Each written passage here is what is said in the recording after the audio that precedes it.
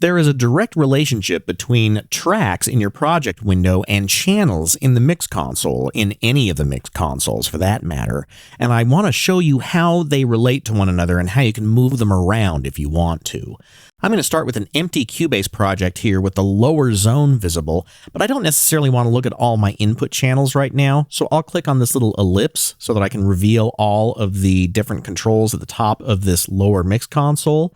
I'm going to click on the Set Channel Type filter. I'm going to turn off the input channels. Then I can close that window. Now we can really see what's going to happen. If I were to add one audio track to this project, then I'm going to have a track here in the track list and in the project window, but I'm also going to be seeing one audio channel in the mix console. So this track is equal to this channel. It's just a difference upon how the channel and tracks are represented in their respective windows. They're the exact same things, but in the project window, it's called a track, and in the mix console, it's called a channel. Let's add a group channel track. So I'm going to add a group track here, and it doesn't matter what it's named. Now that group channel is related to the group channel here in the mix console and in the project window. Again, they're the exact same thing. Let's go ahead and add a few more audio tracks. Let's add 3 additional audio channels right here. So now in the mix console, I've got those 3 additional audio channels, but you'll notice that they don't necessarily group themselves the way that a traditional analog or digital physical mixing console organizes those. In the case of Cubase, they can be placed in any order that you want.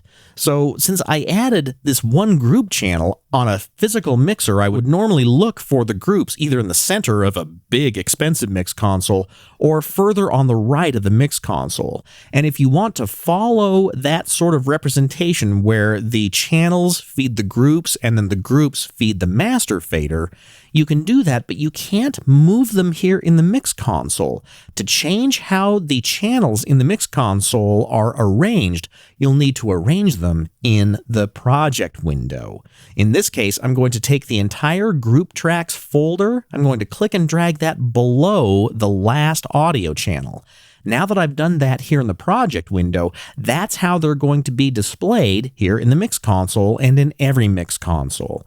You may have already noticed that the track numbers here, 1 through 5, are also represented as track numbers or channel numbers. So here's 1 through 5.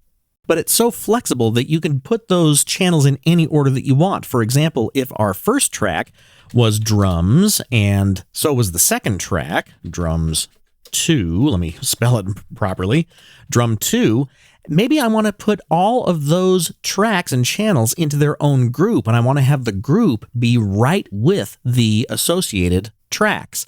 So I can click and drag that group, that single group, not the folder, but the group itself, up here below the drums. And that way the drums can feed this group as long as I feed the outputs of these channels into that group. Same thing is true of these other tracks. Maybe these are bass, so bass 1, or just bass, and then bass 1 here. Then if I make a new group, I can come to those channels right here in the mix console, click the first one, shift click the second one, right or control click, add those channels to a new group channel, and I'll just call this bass. And then it's going to add that group channel right next to the bass channel. So you can configure this in a lot of different ways, whatever makes sense to you. Again, for myself, I like to kind of follow the physical mixer example. So I'd want to have all of my groups further down on the right-hand part of the mix console. So now when I start to populate more tracks in my track list, they will start to populate as channels first, as individual audio channels first. Then it's going to go into the groups, and finally it's going to go into the stereo output fader.